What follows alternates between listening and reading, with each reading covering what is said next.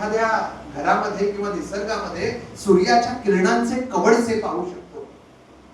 किरण अशी फटीमधून आत पडतात, नळ्यांच्या, झाडाच्या पानांच्या. परंतु ते कवडसे कितीही आपण त्याचं ज्ञान घेण्याचा प्रयत्न केला, त्याच्याविषयी जाणून घेण्याचा प्रयत्न केला ना, आणि जाणून घेतलं तरी आकाशामध्ये जो अगम्य असा सोहळा त्या सूर्यनारायणाचा चालत असतो, त्याबाबत सर्व माहिती घेणं कुणालाही जमत नाही. तसा विष्णू हा अगम्य होता, त्या नभांगणामध्ये तळपणारा सूर्यच होता, हे आपण मानायचं. आणि अशा सूर्याशी आपल्याला थोडंसं नातं जोडता आलं त्या कवडशांच्या माध्यमातून. आणि आमचं आयुष्य सुद्धा एका परिसानं स्पर्श करावं तसं सुवर्ण झालं असं मी मानतो. कारण मला राम गणेश गडकरी यांचा किस्सा आठवतो. तुका म्हणे माझं काय म्हणतात की संतांचा संग झाल्यानंतर काय होतं, अमृताची फळे अमृताची वेली त्याची पुढे चाली बीजाची या. तुका म्हणे ऐसे होय जेथ संगे वास लागे अंगे चंदनाचे. चंदनाच्या झाडाशी जाऊन आपण सुगंधित होणं आपल्या हाती असतं, चंदन आपल्या जागी असतं, आपण तिकडे जायचं असतं.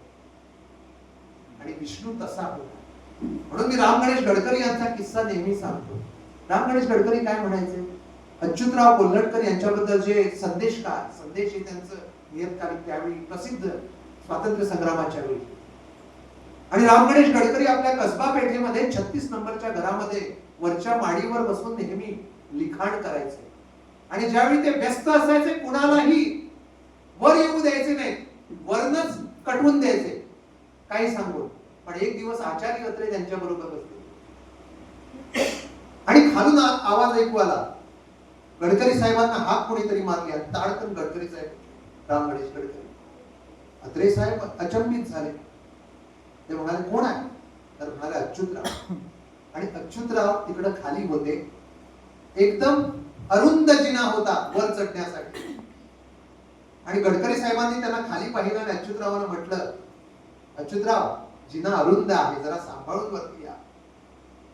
त्यावर अच्युतराव काय म्हणतात, narrow are the roads that leads to heaven. काय सुंदर शब्द आहेत पहा. Narrow are the roads that leads to heaven. आणि पायऱ्या चढून अच्युतराव त्या माडीवर येऊन बसतात गडकऱ्यांसमोर, त्यांच्या त्या बैठकीवर बसतात आणि गडकरी लगेच म्हणतात, नाव इट्स हेवन. याचा अर्थ काय, काही माणसामध्ये सगळी जागा स्वर्गीय बनवण्याचा ताकद असते. आणि विष्णू जिथं जिथं जात होता तिथं तिथं ते साहित्याचा प्रांत असू दे, कलेचा कुठलाही प्रांत असू दे, तो स्वर्ग करून सोडायचा. इतकी ताकद त्या महाविष्णूमध्ये. आणि म्हणून या माणसानं आयुष्यामध्ये, तुम्हाला ठाऊक असेल कदाचित, 10वीच्या परीक्षेमध्ये 50 मुलांचे बोर्ड मध्ये रँक यायचे एकेकाळी. आता रँकिंग सिस्टम बंद झालेली आहे. पण ज्यावेळेला 10वीचा हा विद्यार्थी डोंगरी सारख्या गावामध्ये आजोशी मंडूर येथे राहून हा 10वीचा विद्यार्थी कुठलाही वारसा मोठ्या शिक्षण तज्ञांचा न लागता सूर्या वाघ यांच्या कुटुंबात जन्मलेला हा विष्णू त्या 50मध्ये त्याचं नाव येतं SSC मध्ये. याचा अर्थ हा माणूस सगळ्या कलामध्ये असताना सुद्धा शिक्षणामध्ये किती अत्युच्च कोटीला पोहोचते याचा दाखला देणारी ही गोष्ट आहे. आणि जिथं जिथं तो गेला तिथं तिथं स्वतःच्या एका वेगळ्या शैलीमधून सगळं वातावरण बदलून टाकण्याची ताकद त्याच्यामध्ये होती. विद्यापीठ कॉलेजमध्ये गेला, चौगुलेमध्ये गेला, कुठे जाईल तिथं क्रिएशन सारखी, क्रिएशन्स हा जो उत्सव होता सुरू करण्यामागची ताकद कोणाची होती, विष्णूची. आणि म्हणून तर नारायण आठवले ज्यावेळी दैनिक गोमंतक सोडून जायला निघायला लागले, त्यावेळी वयाच्या 28व्या वर्षी बाबा गोमंतकचे संपादक होता. गोव्यातील अग्रगण्य दैनिक त्यावेळी ते असतं. आणि त्यावेळी नारायण आठवले सारखा संपादक जाता जाता लिहून जातो, नारायण विष्णू हा सुद्धा नारायणच आहे.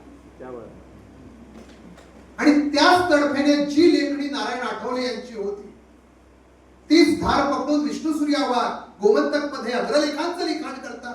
कित्येक दिवस लोकांना कळत नसतं की लोकांना वाटतं की नारायण आठवलेच अग्रलेख लिहित आहेत, पण बऱ्याच दिवसानंतर लोकांच्या लक्षात येतं गेले अनेक दिवसापासून नारायण आठवले संपादक नाहीत, विष्णू सारखा सिद्धहस्त लेखक अग्रलेखांचं लेखन करतोय. आणि म्हणून एक वेगळा शब्द, एक वेगळा विष्णुमय शब्द या गोमंतक भूमीला विष्णू सूर्या वाघ यांनी दिला.